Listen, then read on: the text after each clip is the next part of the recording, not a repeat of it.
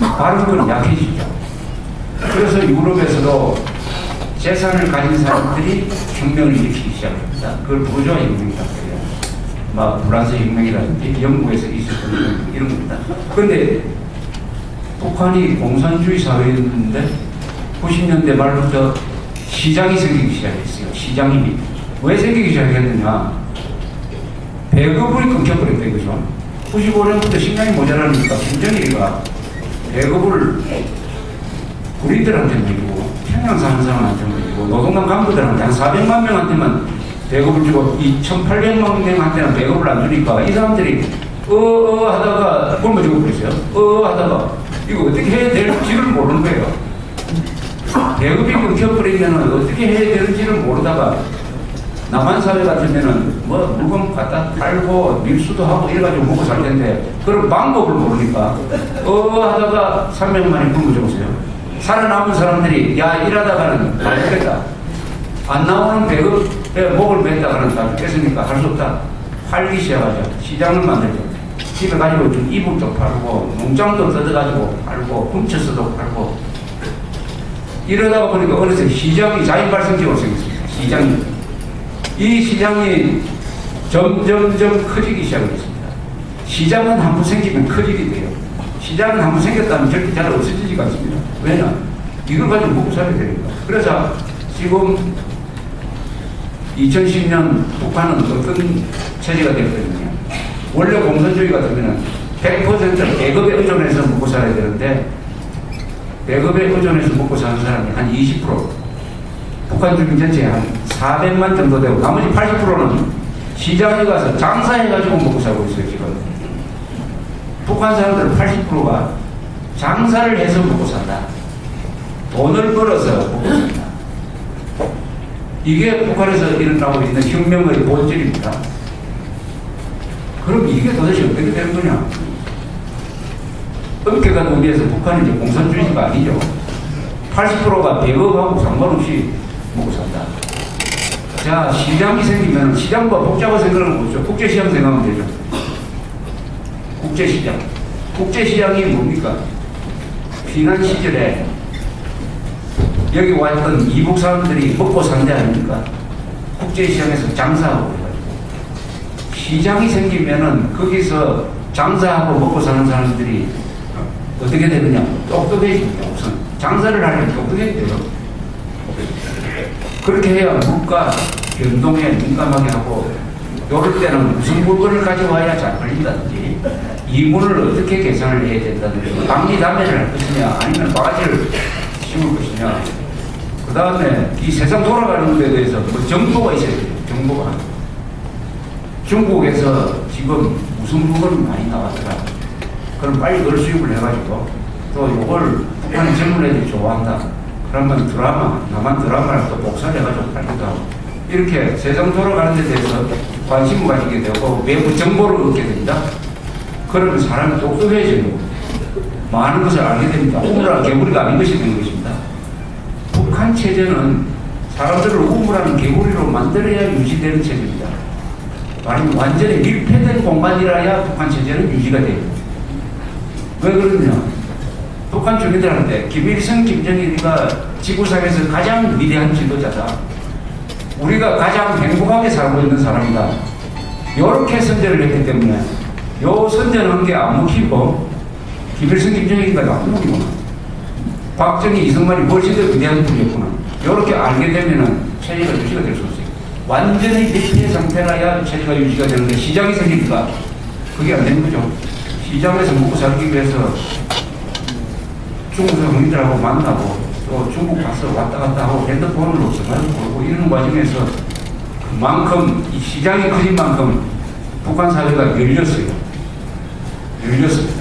북한 사람들이 북한에 정보가 많이 들어가고 있습니다. 시장을 통해서 우리가 보내는 것도 북한 시장을 통해서 들어갑니다. 라디오를 보내면은 라디오가 북한 시장에서 팔리기 시작합니다. 남한 비디오가 북한 시장에서 팔리기 시작합니다. 그 비디오를 한번 보면은 남한 사회에 대해서 천국처럼 느끼게 됩니다. 이렇게 해서 북한이 혁명을 하고 있어요. 이게 무슨 혁명이냐? 시장 혁명입니다. 시장 혁명입니다. 시장이 커져가지고, 그럼 이게 어떻게 되느냐. 자, 이제 돈이 많이 생겼어요. 돈 버는 사람이 생겼습니다, 북한에. 그 중에 노동당 간부도 있어요. 남한에서 보내주는 쌀, 불량비로 쓰게 하고 남는 거는 시장에 팔아버립니다. 권력을 이용해서.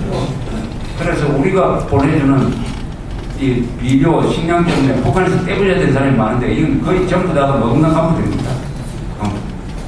어쨌든 시장에 돈이 생겼어요. 돈이 생기면 그거 가지고 뭘 하는지 아십니까? 그 다음 단계는 자기의 자유를 속박하는 사람을 돈을 줘가지고 뇌물로 해가지고 구워 샀습니다. 뇌물을 쓰게 됩니다. 그래서 허물허물해지도록 만들어요.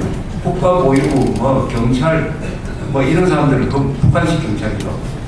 허물허물하게 만드는 것입니다. 그래서 북한에서는 돈만 있으면 사형 선고 받은 사람도 살릴 수 있다고 합니다. $10,000만 있으면 사형 집행되는 것도 면하게 해줄 수 있다고 해요. 아마 가능할 겁니다. 왜냐? 북한에서 사형 선고 받은 사람이 무슨 살인범도 아니고 재수나 보면은 농민이 사고쳤다고 해가지고 공개 처형되는 거니까 돈만 있으면은 그 재판도 무슨 절차가 있는 것이 아니니까 돈만 있으면 죽을 사람도 살 수 있다. $10,000면 된다. 돈이 북한 체제, 북한 권력을 썩게 만들고 약화시키고 있어요. 돈 때문에. 돈 때문에 북한의 무자비한 권력이 그만큼 허물허물해지고 있습니다. 아직도 생긴 세죠. 그러나 요새는 시장에서 이제 북한에도 아줌마들이 아주 거센 모양이에요. 단속하면 막 다리 들고 간답니다. 이렇게 해서 북한에 본질적인 변화가 일어나서 북한에는 시장 세력과 김정일 세력 사이에 이렇게 힘겨루기를 지금 하고 있는데 점점 김정일이가 밀립니다. 점점 김정일이 화폐개혁을 했더니 시장 상인들이 반발을 하니까 화폐개혁 했던 다 취소를 하고 옛날로 다 들어가버리고 이거 안 먹혀요. 안 들어요. 근데 김정일이가 내려다보면 굉장히 불안해서 시장에서 활동하는 사람들은 자기 손아귀에 안 들어가는 사람이에요. 비상 소집을 해서 시장에서 장사한다고 안 와요. 이 사람들이 출근부에 돈 한번 찍어놓고 회사에서 일 안 하고 다 시장으로 가버립니다. 아니 회사에 있어봤자 할 일이 없죠. 그래서 시장에서 열심히 일해가지고 돈 월급을 회사로부터 받는 게 아니라 회사에 월급 준다고 그래요. 이렇게 해서 오늘날 북한이 이 정도까지 왔어요. 그래서 북한을 보는 이 시각에서 제일 중요한 것은 지난 20년 동안에 서서히 시장 혁명이 이루어지고 있고 이것은 밑에서부터 점점 위로 올라오고 있다.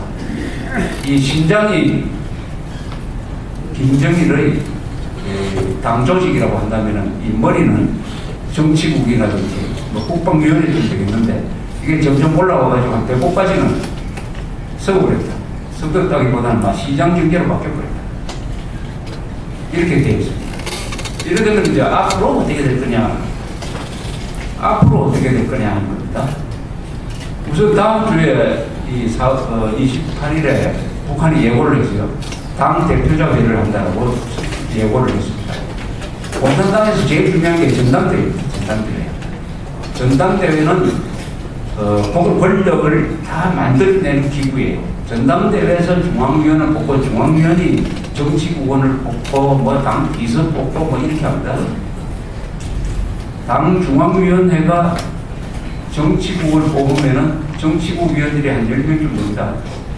정식위원도 있고 후보위원도 있고 이 사람들이 평상시에 당을 지도를 해가지고 국가를 끌고 가는 것이요. 공산당은 국가 위에 당이 있고 당 위에 정치국이 있고 정치국에서 제일 힘센 사람이 한 사람이 있습니다. 이게 이제 당이 움직이는 건데 북한은 어땠느냐. 지금까지 전당대회를 수십 년 동안 안 하니까 전당대회 안 한 지가 한 30년 넘었어요. 그러니까 당 조직이 거의 망가져 버렸어요. 정치국 위원 중에서 제일 중요한 게 상무위원이라고 합니다. 상무위원 세 사람. 김일성, 오진우, 김정일 세 사람인데 두 사람 중 한 사람밖에 안 나왔어요. 이 보통 한 10명 이상 돼요. 당 조직이 망가져 버렸습니다. 이걸 재건을 하는 거예요. 이번에 당 대표자 회의를 하면 당 정치국 위원이 늘어납니다. 숫자가 늘어나요. 그걸 보면은 권력이 앞으로 어떻게 되겠느냐 하는 것을 알 수가 있게 되는 것입니다. 왜 이렇게 해야 되느냐? 김정일이가 지금까지 한 30몇 년 동안 1인 독재를 했어요. 그래도 공산당은 당을 통한 독재를 하는 게 맞아요. 당을 통한. 1인도 스탈린 독재를 하고 대통령 독재를 했는데 중요한 결정은 그래도 정치국 회의를 소집을 해가지고 거기서 통과시키는 식으로 했지. 그런 절차 없이 혼자서 명령 표시로서 한 거는 이것은 공산당 북한에서도 아주 예외적인 겁니다. 김정일 시대에만 이런 일이 일어나고 있어요. 김일성 시대에는 이런 일이 안 했어요. 그러니까 통치하기는 참 좋죠. 통치하기는 좋은데 이렇게 하면은 모든 게 김정일을 한 사람한테 다 올라와요. 결제하는 게, 결제하는 게. 그 신상옥 씨하고 김정일이하고 이야기하는 내용이 있어요. 그걸 보면은 김정일이가 신경질을 내는 장면이 나옵니다. 80년대 초에요. 이게 내한테 물어볼 필요 없는 것까지도 다 내한테 물어본다는 거예요. 심지어 영화 촬영을 하는데 버스에 이제 옷도 갈아입으려고 하면 버스 창을 좀 가려야 되는데 북한에서는 버스 창을 절대 가리면 안 된다는 이런 규칙이 있는 모양입니다. 그러니까 이 촬영용 버스에 커튼을 좀 치도록 해주십시오 하는 서류까지 자기한테 올라온다고 이렇게 신경이 듭니다. 왜 이런 것까지는 내한테 하냐. 그런데 자기가 그런 제도를 만들어 놓았으니까 하는 거죠. 무슨 종류의 담배를 몇 개를 생산할 거냐까지 다 김정일이라고 결제를 했대요. 우리가 아는 것과 달리 김정일이는 열심히 일하는 사람입니다. 열심히. 김정일은 하지만 하는 사람이에요. 김정일이 졸졸 따라다니면서 수시 만들어준 후지모도 갱신한 사람 쓴 거 보면은 김정일은 밤 4시까지 서류를 챙기고 한다는 거 아닙니까? 밤 4시까지 일을 한대요. 일을 할 수밖에 없지. 그런 자해부재한 것까지 다 자기가 사인을 해야 되는데. 자, 이렇게 되니까 우선 제대로 된 결정을 할 수가 없죠. 자, 위임을 밑에 해야지. 중요한 결정을 해야지. 자, 두 번째는 실패하면 이제 당이 책임지는 게 아니라 전 김정일이가 책임져요. 그런데 94년 이후에 김정일이가 전면에 나온 다음에 뭐 하는 것마다 되는 게 하나도 없어요. 16년 동안 김정일이가 하자는 대로 했더니 되는 게 하나도 없더라. 야, 이거 김정일 때문에 망했구나 하는 게 여론이 형성되어 가고 있다.